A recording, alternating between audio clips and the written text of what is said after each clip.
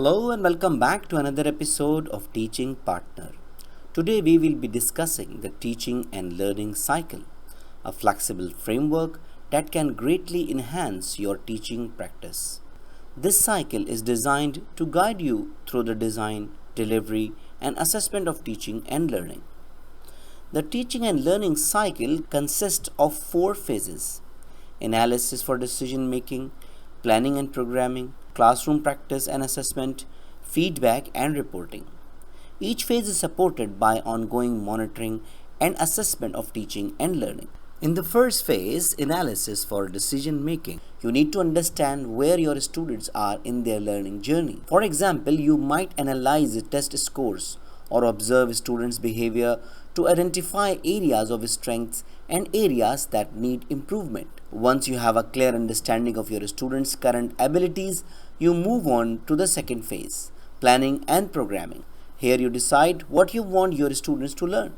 For instance, you might plan a unit or fractions for a math class or a unit on Shakespeare for an English class. In third phase, classroom practice is where you implement your plan.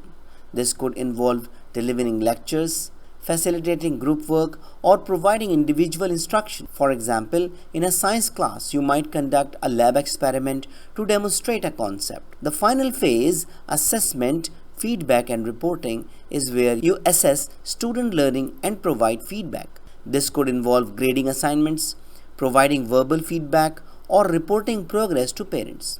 For example, after a writing assignment, you might provide feedback on each student's work and grade it based on a rubric. Throughout all these phases, ongoing assessment and monitoring are crucial. By continuously assessing and monitoring, you can reflect on your own practice to determine impact and be responsive to students' needs and individual students' progress to inform future directions for learning and provide ongoing feedback. The teaching and learning cycle is a powerful tool that can help you become a more effective teacher. Remember, this cycle is flexible and can start and end at any point. So that's all for today. I hope you enjoyed the video. I hope this video is very useful for you. So thank you very much. If you have any question, query, or you need any support for making a decision, don't hesitate to write an email to theteachingpartner@gmail.com. Thank you very much and see you in the next video. Goodbye.